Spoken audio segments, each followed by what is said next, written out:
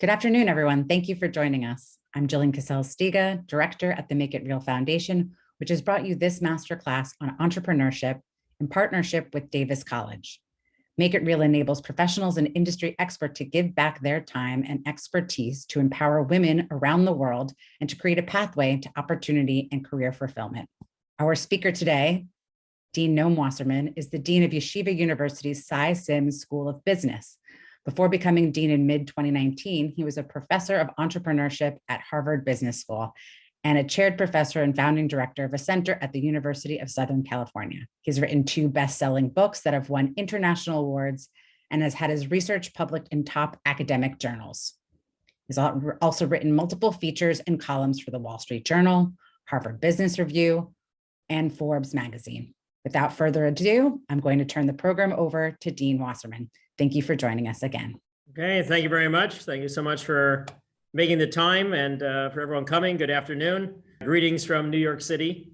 We are going to get into a bunch of things that are, from what I understand, college is particularly strong in entrepreneurship, which is wonderful to see.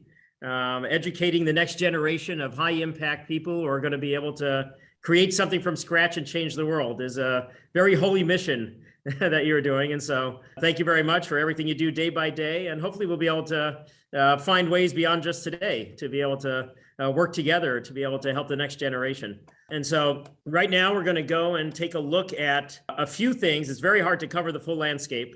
We're just going to put our toes in the water for a couple of the lessons that emerge from about 20 years worth of research that I have done on founders, in particular, the early decisions that they make that tend to get them into trouble. So how can we have the next generation understand what are those issues, be able to anticipate them, be able to realize that early on, I can make different decisions than the usual in order to be able to avoid the usual repercussions. And so those are some of the things we're going to be able to tee up and be able to get into a little bit of it. And hopefully also the issues we'll look at are important unto themselves, but we will also hopefully be able to give you some idea of in other issues where there's a similar pattern, where you'll be able to recognize that even though I haven't learned about this particular dilemma that I'm going to be facing, that there's lessons that I can take from the other things that I have learned to be able to apply them. Because a lot of these patterns that we're going to be seeing are common human issues. And so there's all sorts of ways in which it's going to be hopefully echoes for you across the entrepreneurial life cycle of some of the issues that we'll see elsewhere and that you can apply across other parts of the life cycle. If anyone here is in a quiet place, I would love to be able to make it more of a back and forth rather than just my talking. I learn far more when I am learning from everyone else rather than just my talking. And so if you're in a quiet place, feel free to unmute yourself. If you're in a place where you can turn on your video, it also makes it more fun and interactive. And so please go right ahead and do it. And we'll hopefully be able to tap some of your own observations, your own thoughts, your own experiences as we go through this also. Let's see what we can make of the most of the next a little bit under an hour that we have together. Okay, so starting off first, I assume that this is something that has become a little bit known. There's very little data on startups. However, this is one thing that I found that a lot of people know. When you dive into a startup, you have very much a high risk of failure. And it begs the question of why do people do it? That's one of the things that we'll try to grapple with a little bit. But when it comes to this being a big risk, of what you face when you try to go and create something from scratch. One of the key things is how do we go and reduce that risk and heighten our potential? And that's what a lot of what we're going to be able to cover and a lot of what you within your curriculum you're covering right now about how do you take something that's a very risky endeavor and be able to identify the risks and then be able to make sure that you're going to be able to increase the chance that you're going to have impact while reducing the risk of it failing. And so to get some insights into this, I had gotten a bunch of entrepreneurial experience way back when, right after I had come out of college. And when I came to academia, I was looking for answers. What are the reasons for these the high rate of failure? And when I dove into the academic literature, what I found was a piece, a paper that had been done by someone who became a close colleague of mine at Harvard, a guy named Bill Solomon, a professor of economics, who was taking a look at a whole bunch of things about venture capital backed firms. And so if you think about it, the highest potential of firms, the ones who can go and attract professional money to go and invest in them. And despite all of that potential, he wanted to take a look in this paper, a small part of it, at the reasons why they had failed. And so he was trying to break down all of those reasons. He went in with his own thoughts on what it would be. If you've covered it already on the product side, he was thinking that product market fit issues were going to be the problem, that the founders came up with an idea and turns out that it wasn't what the market really wanted. He thought about several other things that had to do with some financing things, the natural things that we would all usually think. He did find that 35% of the reasons for failure were indeed those problems. That was a little bit more than a third of the reasons for failure. However, in this paper, it was just a one line in it. It was one number in a table. But to me, when I saw that, it told me that this is the recipe for how we can go and increase the chances that we're going to be able to succeed as founders. There was one predominant reason for failure. That reason for failure was 65% of the reasons. It was by far the number one reason. That reason was the people problems. It wasn't the product issues. It was not the financing issues. It was not all of these other things that we would usually think. It was the knotty, soft, squishy human issues. It was the interpersonal. It was the frictions between the founders. It was the tensions between them and all the other people who had been brought on board to be able to help them out. And it turned out to be the interpersonal was the thing that was sinking these highest potential of startups.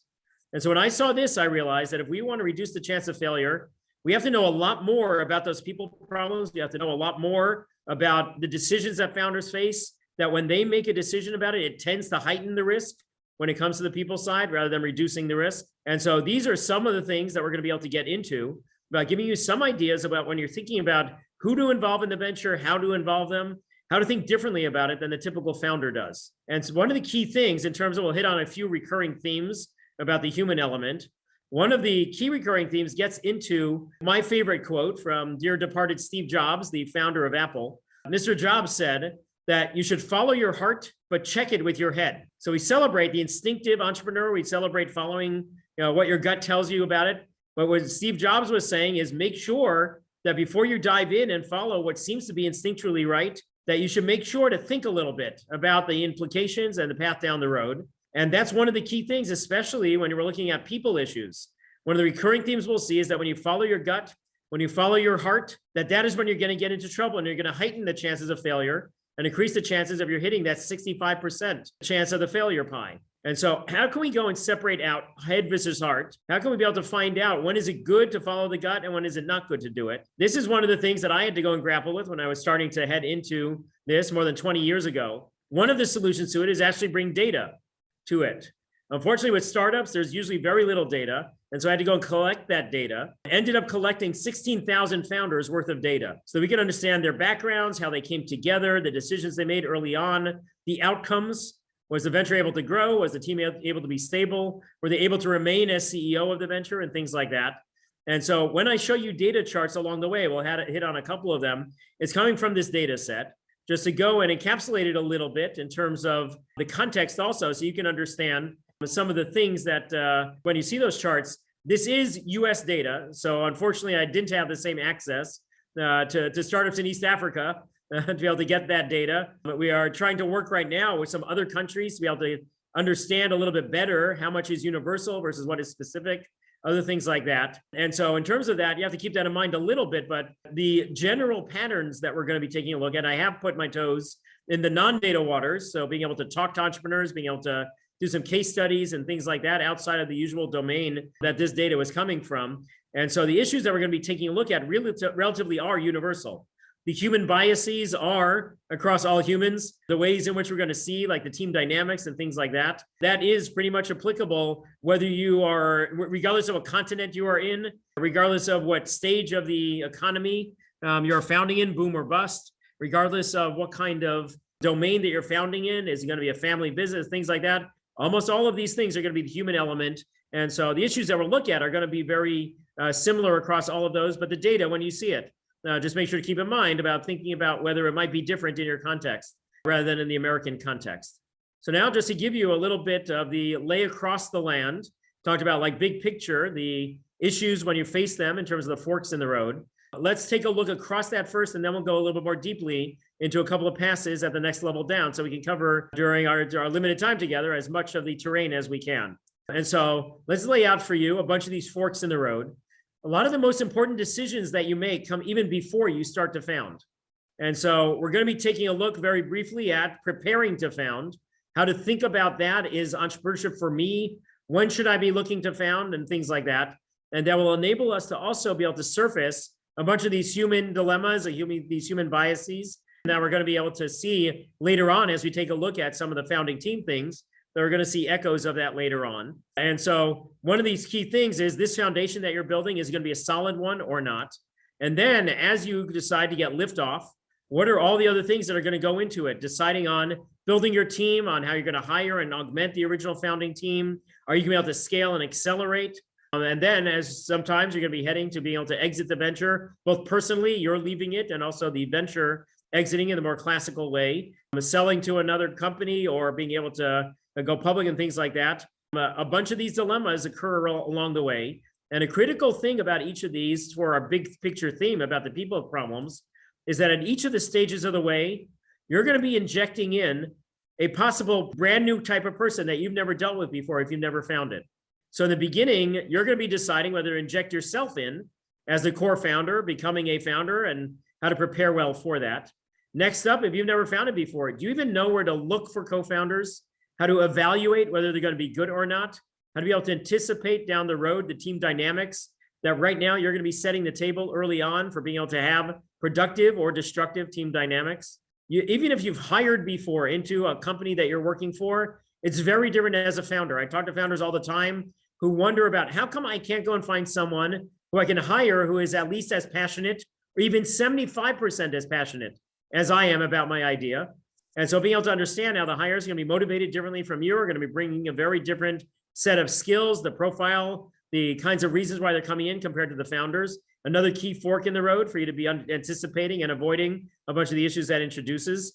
Next up, if you've never raised outside money, if you are trying to do it all yourself, well, it's very possible you might want to think about some of the benefits and the balance that you might be able to strike in a different way by bringing in some outside money, tapping friends and family, tapping other people who are going to be able to bring, from a professional investor money and things like that.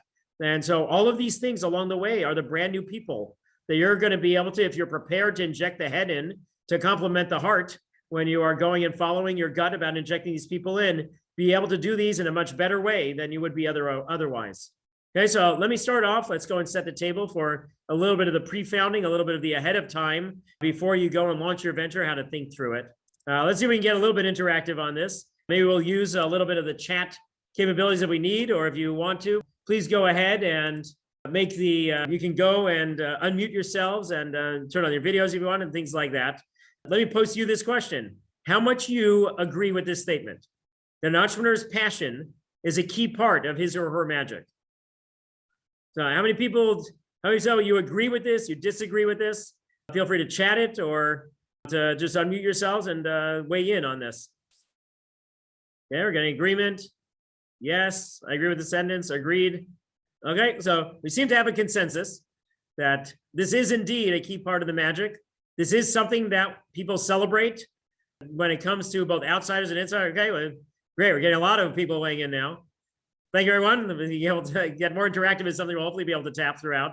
I totally agree. Really like that. Thank you, Bo, for weighing in with vehemence, passionately about whether passion is part of the magic. Okay, so with all of these things that we're weighing in on, let's go and take a look at, and this actually matches relatively well. The usual answers when I can go and poll my students in a more rigorous way. You guys seem to be even more vehement than the usual students that I have. Passion is the key. Thank you, Alice, for also the passionate with. And so this is one of the key things that people celebrate about it. Let's go and take a look at some of the pre-founding issues and be able to see whether we can get a lens on passion and be able to see some of the other pieces of it. And so let's take a look here at some of the things that are the key arenas that you have to consider when you are going to be deciding whether to found and when to found. There are going to be three in particular. Unfortunately, founders usually only think about one of them and they discount the other two, or they think about two of them and discount a third. The first of them that we tend to focus on is that we think about the market.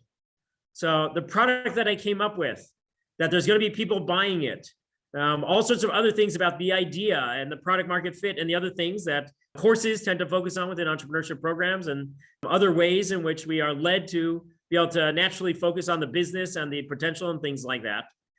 That's only one of these three arenas that we have to consider about whether the favorable market circumstances are there.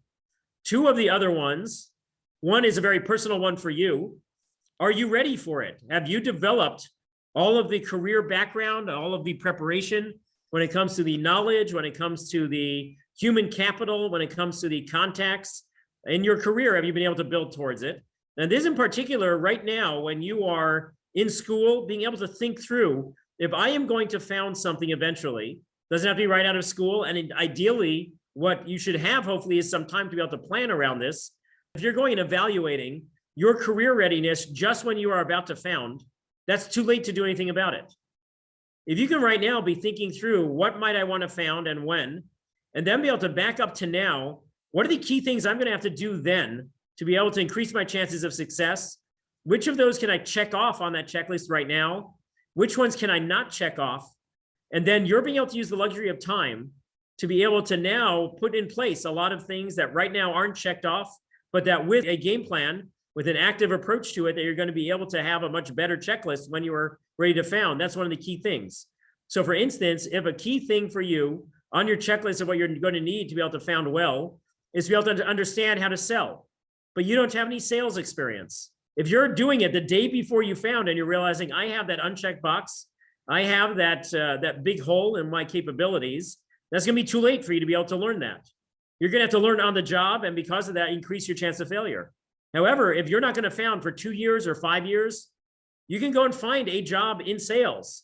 Almost in any job that's going to be doing sales, even if it's not in your industry, there's all sorts of ways in which getting that kind of an experience is going to set you up for a lot better of a founding experience if you're being able to get that. That's just one of the skills. That's a very common skill that people typically don't have but need as founders. You can think about it in the technology realm. You can think about it in the operations realm, each part of the business, in the marketing realm, and other things like that.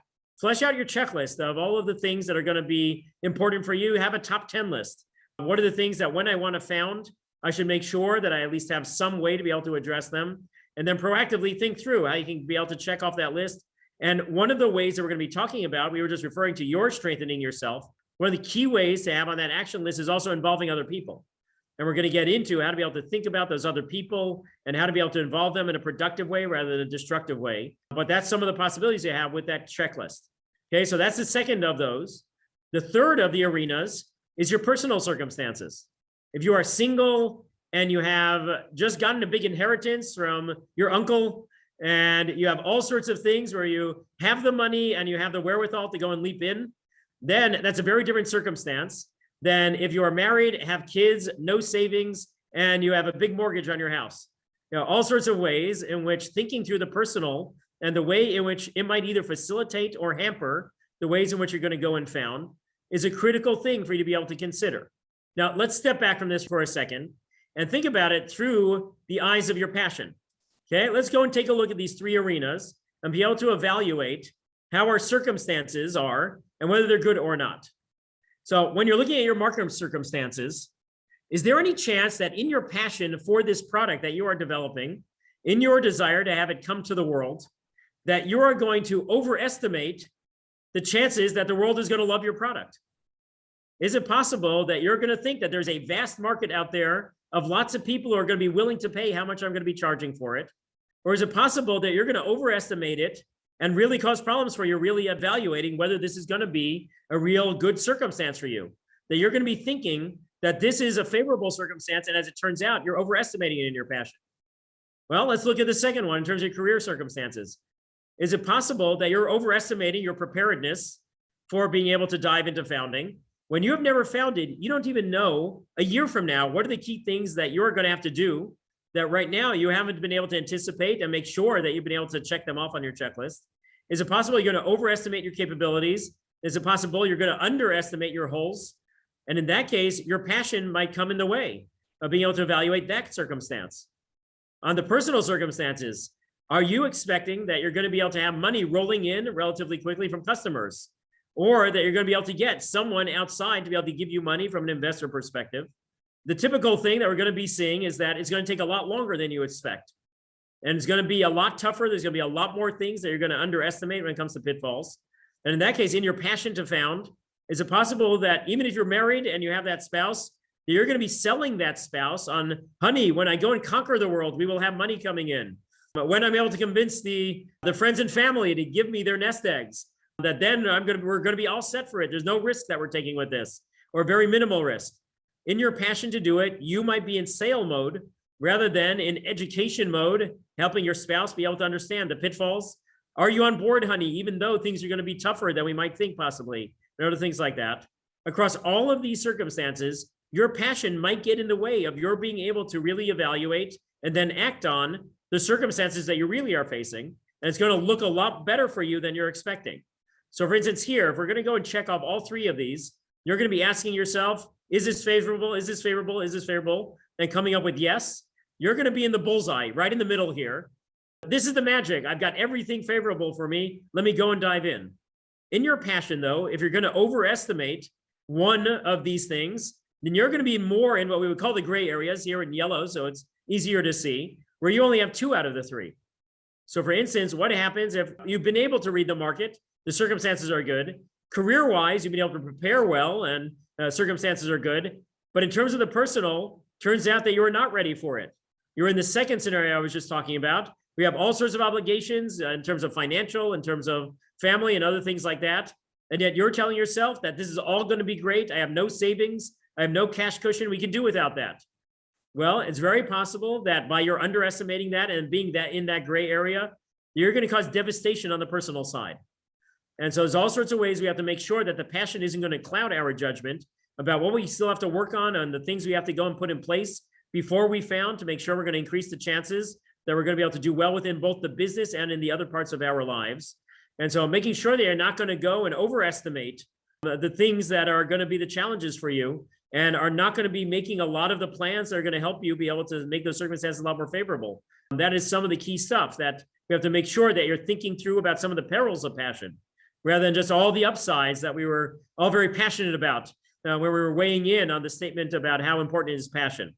Okay? One of the other key things, though, a risk on the other side of it, is waiting for the bullseye.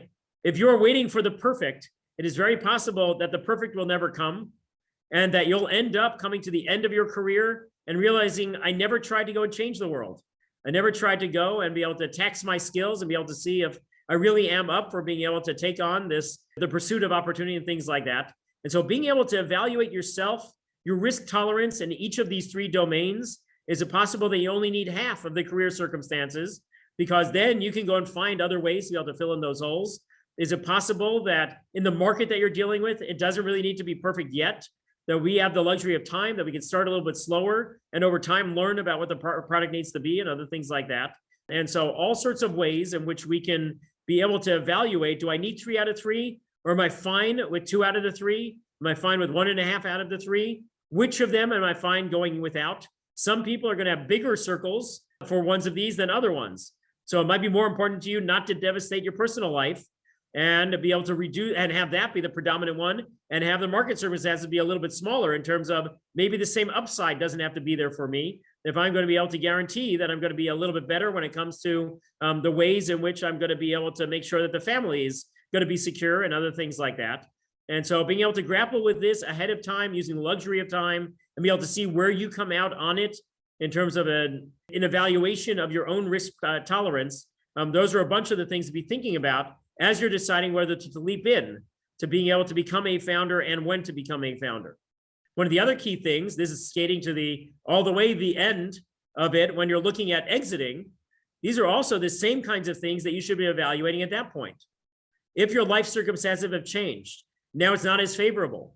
If there's other ways in which now you want to go to the next stage of your career, other things that have gone and shifted, this is a dynamic set of circumstances, then think about whether these are the things to evaluate at the tail end of it in terms of exiting.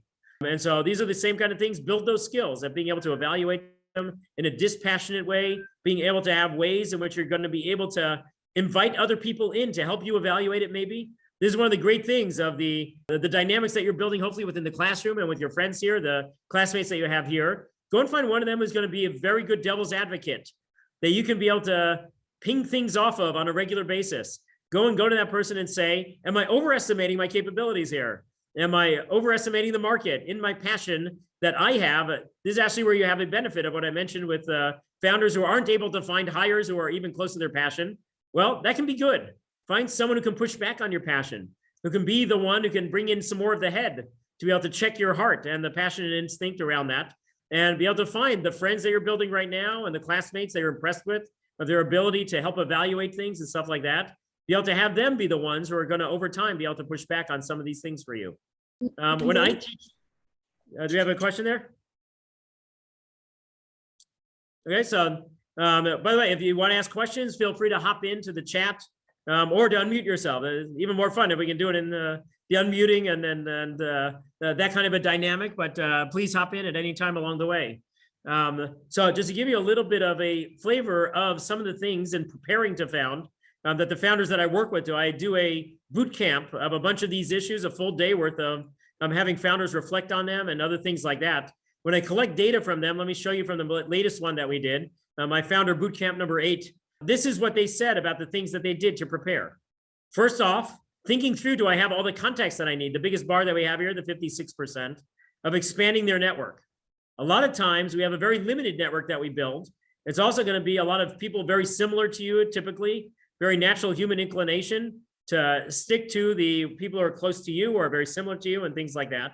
A lot of times founders realize when they're thinking about their checklist, about their game plan, that extending their network is a key thing. This is one of the things to make sure in school you're building a lot of ties with people who are going to be possibly the future people who can be involved in your ventures. Unfortunately, usually when you leave school, you allow those ties to decay. You don't stay in touch, you don't keep those fresh or anything like that.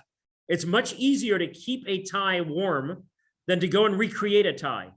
And so try to go and stay in touch. Those of you who are maybe graduating now, come up with some game plan for yourself and how you're going to be able to stay in touch with your professors, with your mentors, with your classmates.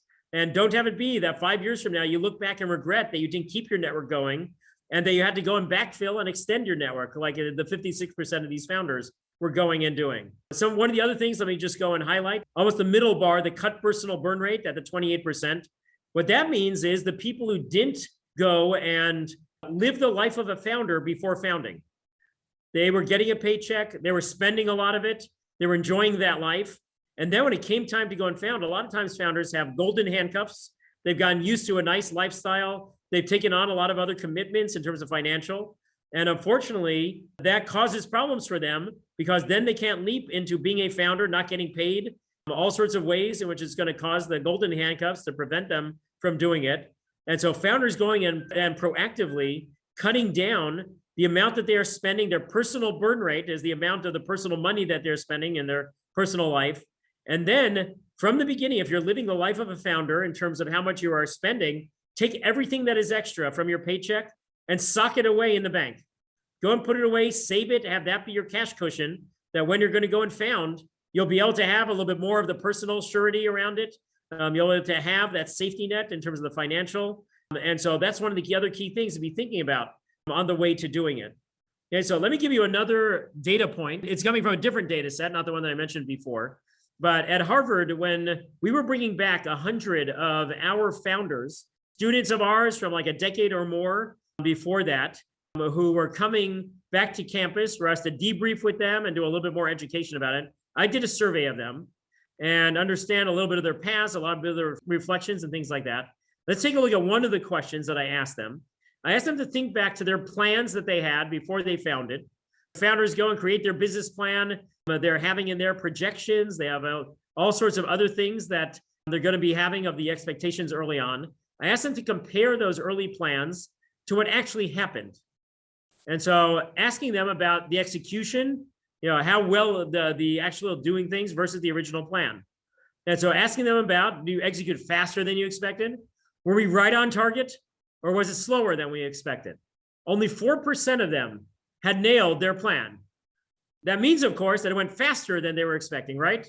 Think about where you would be also in terms of this. You're getting right now the best entrepreneurial education, being able to understand how to plan around it, how to do projections, a bunch of the other things that go into making the venture a success. As you're learning all of these, this is what all these students had learned at the MBA level, and that they had done all the best preparation that they could. A bunch of them had actually been the students of Professor Salman, who I mentioned before had done that research, the high rates of failure. And so he would have taught them a whole bunch of the ways that they can make a lot better plans than the usual founder who's going out and doing it.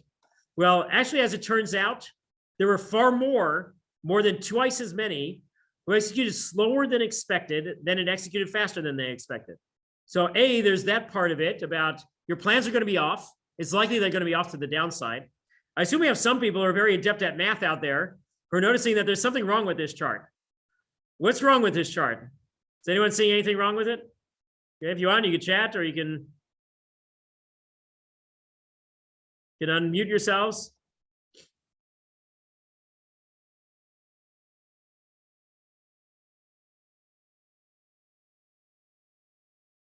Okay, is there any flaw in this bar chart? Anything that you see here? Or more likely don't see here? Okay, bigger percentage. So I guess that's a problem from the perspective, Nadia, of the founders, that they have to consider it a little bit more. Any other problems that we see with this bar chart? Yeah, I'll give you a hint. There's actually one missing bar here. We are missing 41% of the people here. What do you think is the missing bar that we don't have here? Not just that they were off and they were slower, but that they were way off. 41% of them, it was twice as long, twice as much money as they expected that they were having to plow into the venture. The red on the floor is the blood that these founders were feeling when it came to, they were so far off of their plans, the typical founder, they were in either the 38% or the 41% in terms of the ways in which, for instance, their passion was having them overestimate when they were planning. That there were all sorts of ways that they were causing problems for themselves of not having the best ways that they could go and really see scenarios, be able to plan around those scenarios, because they were way underestimating the chances that it was going to be a lot slower and a lot more costly than they were expecting. And so there's just another exclamation point on make sure that you're pulling back on the reins of your passion. And also when it comes to now, understanding far ahead. Yeah, exactly right, Frappo. Pay much attention to planning, but all the best planning, if the lens that you have on your glasses is very rosy, if you have all sorts of ways in which you are thinking that the world is going to be a lot easier than you're expecting, and you're not planning around the pitfalls, then all the best things that you're putting into that plan aren't going to be good. And so tune into that bias that you might have, tune into the ways that you're going to be thinking about passion, and make sure that you're having a much more informed set of plans that you're making.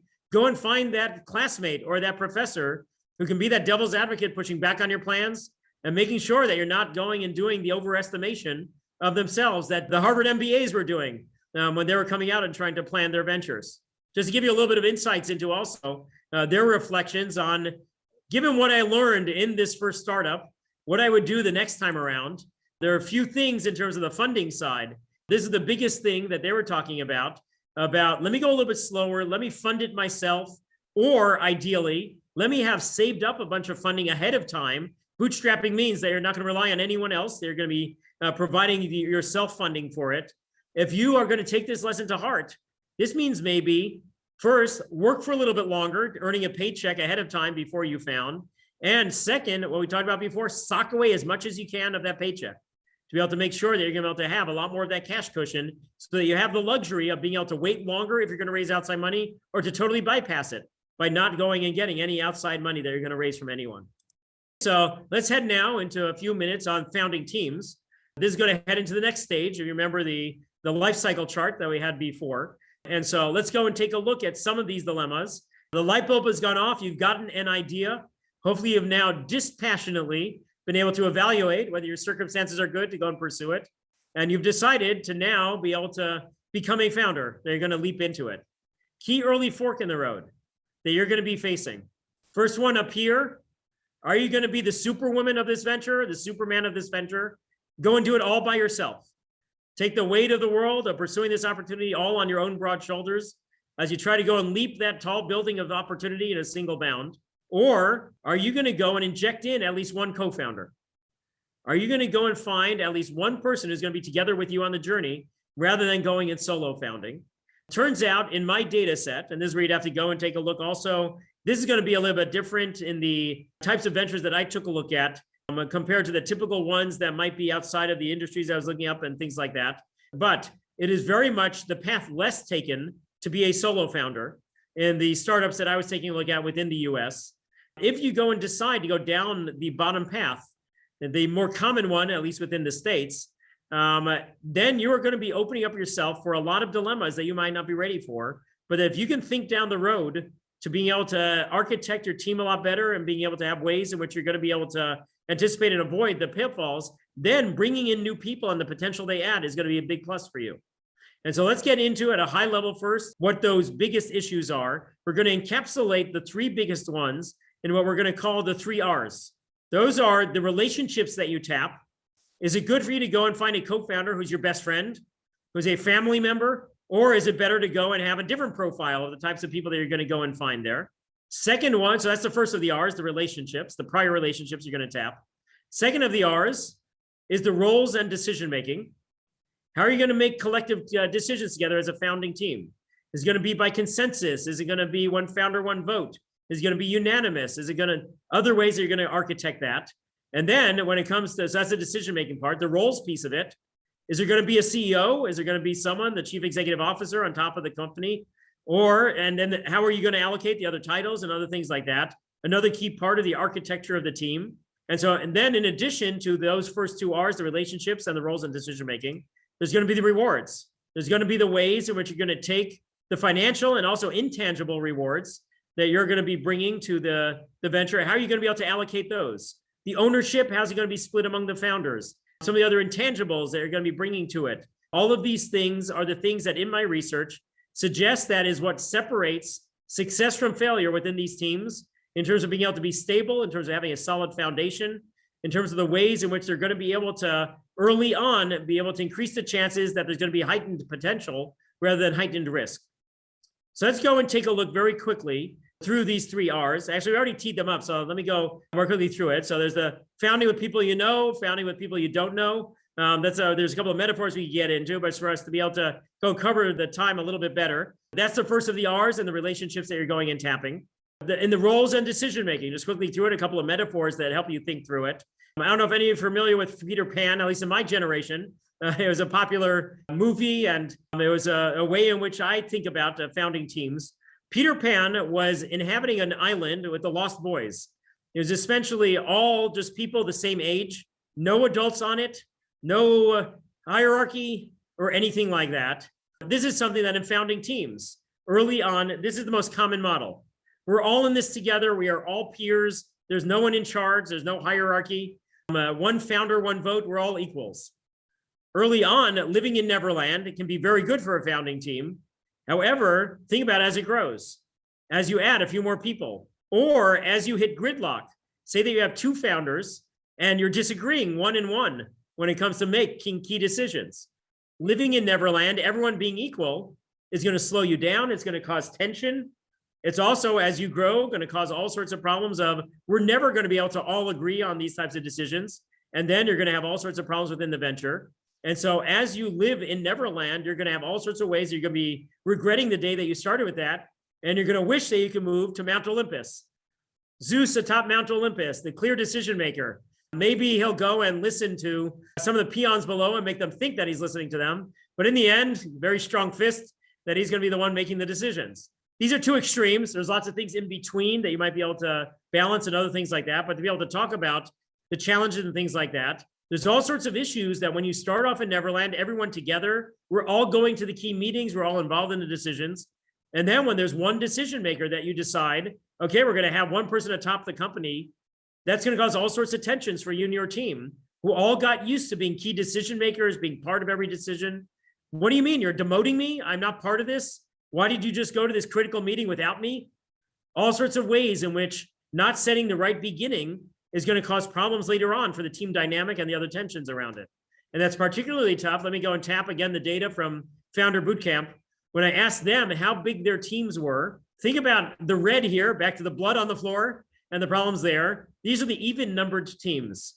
The teams that, the biggest one, the 2 co-founders, the ones that have the biggest risk of the 1-1 gridlock, about the divergence between the 2 co-founders. The other red one, 4 co-founders, 2-2 as being a big problem that they're going to have when it comes to these types of things. Being able to anticipate, how can we make sure that we're going to have a process in place for when we disagree on these things, and we're going to be able to create a way that we're going to be able to get to some kind of a decision that enough people will buy into and it doesn't cause destructive tensions, is one of the key things to think about as you're setting up your team. And then again, going to the rewards as the third of the R's, is just our little bit deeper pass in terms of that piece of it about how are you going to be allocating the financial side. This is going to be one of the key things that is motivating people to come into founding. Sometimes it's get a little bit more control over their lives. Sometimes to gain independence, be able to work for myself. A lot of times there's also the financial motivation. Why should I earn money for someone else when I can be doing it for myself and things like that? And so this is going to be a negotiation that is often one of the most destructive ones within the team if you don't do it well. All sorts of ways that being able to allocate the financial and non-financial rewards within the team, the last of the R's. And so one of the key things is, and this gets into another one of the human dynamics, you have each of these three domains that we've been taking a look at, the relationships, the roles, and the rewards, these three R's. And usually you think, this is going to be great. I'm going to go and co-found with my best friend. We're going to be co-CEOs. We're going to be equals, but we're not going to have to decide who's really in charge. And we're going to go and split everything equally. We're going to be able to make sure that we're going to have the 50-50 split in terms of the rewards. Well, unfortunately, each one of those decisions is what the research shows is going to be a source of tension rather than magic. It's going to cause problems for you when you co-found with your best friend and then disagree within the venture. The 1-1 gridlock is going to cause devastation for that most cherished of your relationships, or very cherished of your relationships. It's going to get even more extreme if it is the most cherished of your relationships that you found it with a family member. And so all sorts of ways, you have to make sure that you're thinking a little bit more deeply about it. We just talked about how just the equality on the roles, the co-CEOs, that's going to be problematic for you. There's all sorts of ways in which that's going to heighten tensions. And then on the financial side, without splitting the equity, all sorts of other things about the tension is going to cause. Unfortunately, when it comes to the human factors, the bias that we have and that we tend to have as humans is to avoid the difficult. When it's going to be a difficult conversation, we don't want to have it. And unfortunately, these are the elephants in the room, the difficult issues that you want to ignore, that you're going to say, let me just go and hope that I won't have to deal with those pitfalls, that I'm going to be able to avoid having any of those problems that are the typical pitfalls that are going to sink a venture. And you're going to hope that they're going to solve themselves. And unfortunately, the best way to solve them is to discuss them, get them out in the open, and have that difficult conversation early on so you can architect things better. And so that's one of those biases to tune into again. Are you good? Are you the rare person who seeks a difficult conversation? Or are you the natural thing that humans have, very much me also, I want to avoid the difficult? Can you get yourself over those barriers to make sure that you're anticipating going to your co-founder and saying, what I have heard, what I have learned in my classes, what I have seen is that this is the type of thing that if we avoid discussing it, it's going to cause problems for us. Can we go and try to tackle it together? You know, to find a more productive way than avoiding it. So those are some of the key things to understand in terms of that bias and the other ways in which the tensions are going to be causing problems, but you can head them off at the pass by anticipating and avoiding them.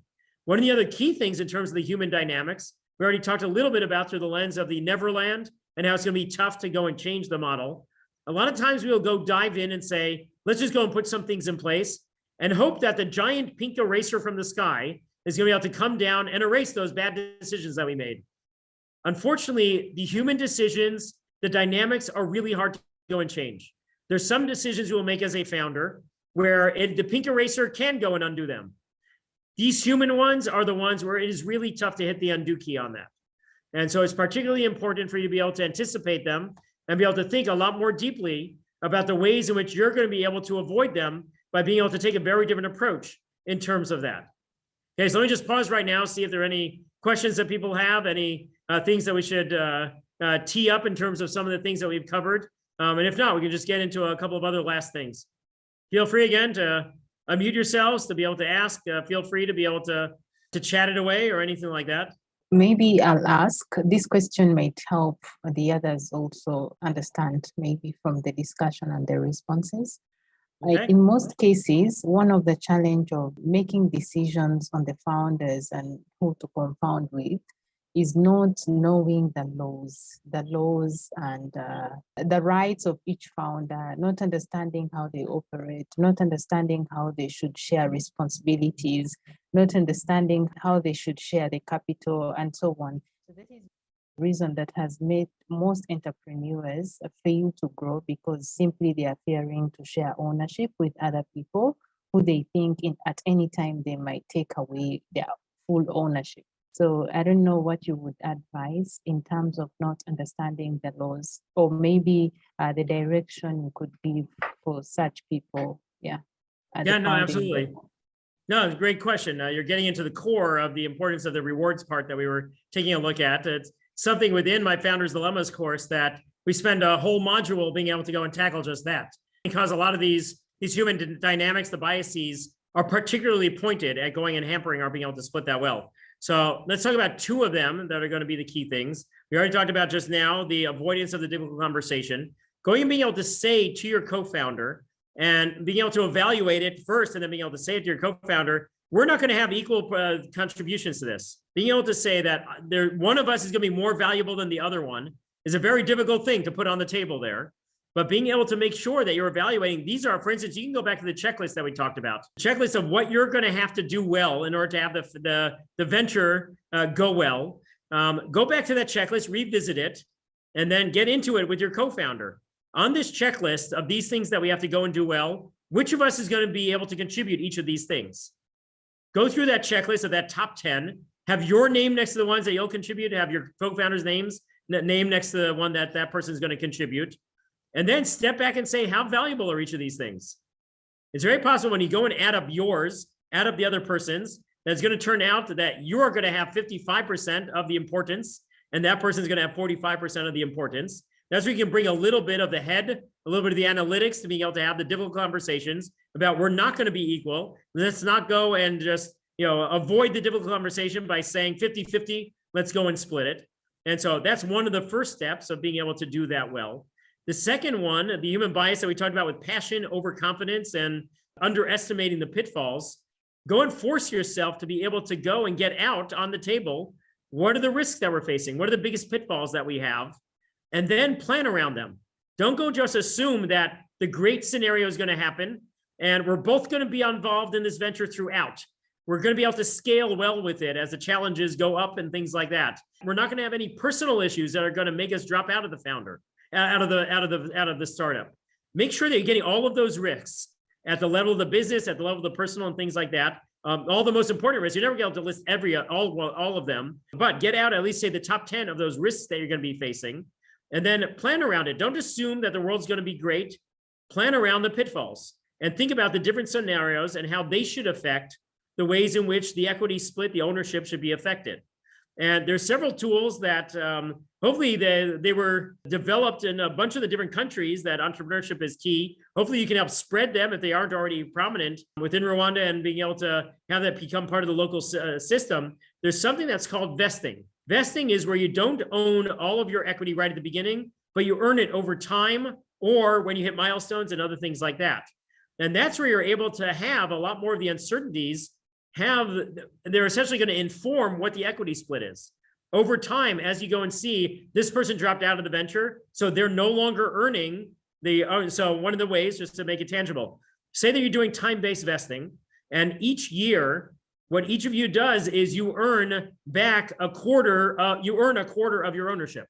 So say you're going to own 40% in the end. By your contributing to the venture each year, you will earn 10% of that. And then over time, as you get to that 4-year mark or something like that, then you will have your 40%.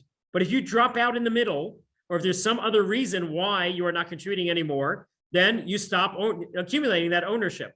That's just one example of how to have a dynamic approach to it, rather than what is the typical static approach. And so the typical one is that you split it 50-50 and you set it in stone. My recommendation is have the difficult conversation about maybe 50-50 isn't right for us.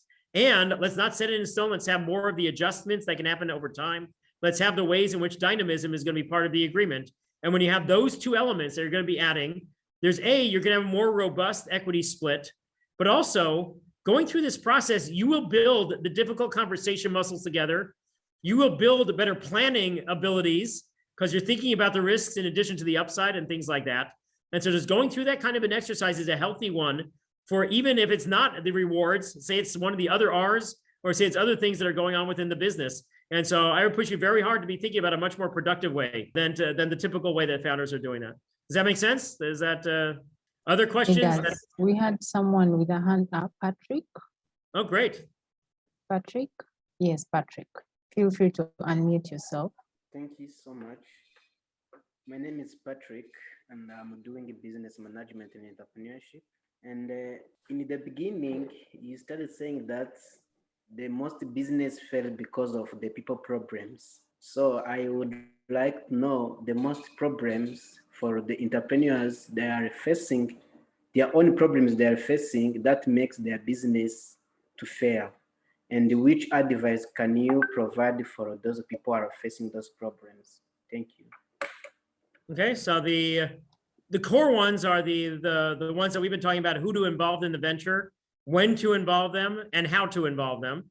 As we talked about before, when we were talking about the three circles, founders tend to focus on the business issues. They tend to focus on the product. They tend to focus on where am I going to get the money that I need and things like that. What you have to do is add a third leg to the product and financing stool, be able to add the third leg of people. Think a lot more deeply about when I am going to involve myself, when I'm going to involve these other people. And so by doing that, you will be tackling that 65% slice of the failure pie that we had before, of devoting the attention to the people side, a little bit more thought to it. And also one of the other key things to be doing, hopefully within school, but then building the muscles of being able to reflect, being able to gain self-awareness about your biases, about your pitfalls when it comes to evaluating things clearly and other things like that. The two things that I would go and highlight are A, within your own head, how to be able to understand yourself, your strengths, your weaknesses, the biases that are going to skew your decisions and things like that. And then getting better at being able to build with other people, the interpersonal skills. Those are, to me, the two key underlying themes that we've been talking about here: self-awareness and the interpersonal, the emotional intelligence, the teamwork, and other things like that. Seek out opportunities to do those things.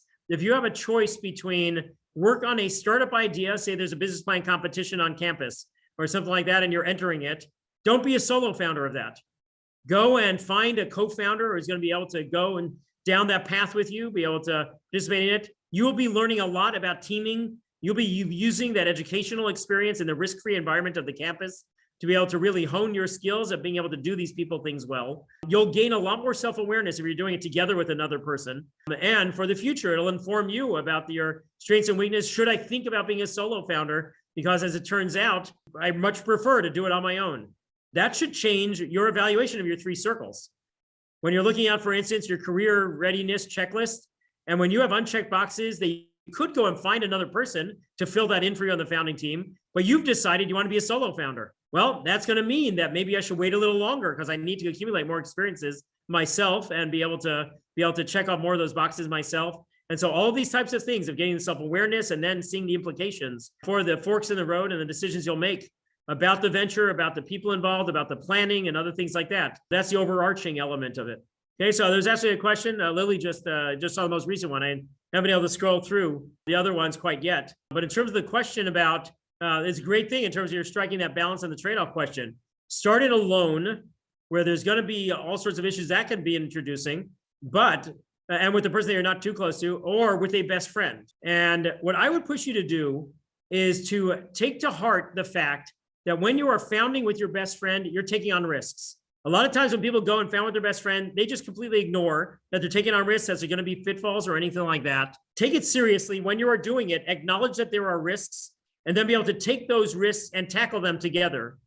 And if you can go and do that, then I'll give you a thumbs up to founding with your best friend. If you're going to go and blindly dive into founding with your best friend, possibly devastating that, just to go and highlight two of the risks and this is where also a key part of my course is getting into these risks. There's very definable risks. There's very actionable things you can do to solve them. One of them is avoiding the elephants in the room with that best friend. It's more likely that we're going to go and avoid the difficult conversations with the people who are the closest to us. There's some irony in that. Make sure that you are teeing those up. And a lot of times, one of the best ways to do it is to have a third party. If you have a mentor who's gone down this path before and can force the two of you at a table to discuss the 3 R's, then you're going to be able to avoid the problems of the elephant in the room and be able to make sure that you're going to be having the risk planning around how to be able to avoid those things. And then on another one of the risks is one of the ones that we teed up very briefly before. What happens if things go sour in the venture and they're starting to affect our personal relationship? Go and create a disaster plan around that. If we're fighting 1-1 on everything, which one of us is going to disappear from the venture? If we are having all sorts of other things in terms of the scenarios of the tensions and things like that, go and do that planning around it, Lily. Be able to make sure that you are having the right guidance, that you're having dispassionate third parties, You're going to be having discussions and agreements ahead of time about the pitfalls. And then if you can go and do that, then it's going to be far better than if you go and just allow it to be the standard best friends one. Okay, so thank you again, Lily, for the question. Thank you, everyone, for those questions there. Thank you for the opportunity to have some fun with you this morning. If we can go and figure out like other ways that we might be able to help you, we are very game to be able to do that. So thank you so much for the opportunity. Thank you so much. Thank you so much. We appreciate, because that is the most dilemma that is affecting most, especially young entrepreneurs, making decisions of knowing who to co-found with their business. In most cases, the most experience is confounding with your best friend, confounding with your family member, and so on. So I bet this session was very helpful in making such decisions. And I believe we shall have a recording that is going to be sent out to the participants. Thank you so much, Dr. Wasserman, for your time and My pleasure. the knowledge experience you have shared with us. Thank you so Okay, much. We appreciate it. Thank you again for everything you're doing to help the next generation, for being able to have high impact additions to society and the economy. And best of luck to everyone as you go out and try to change the world. Thank you.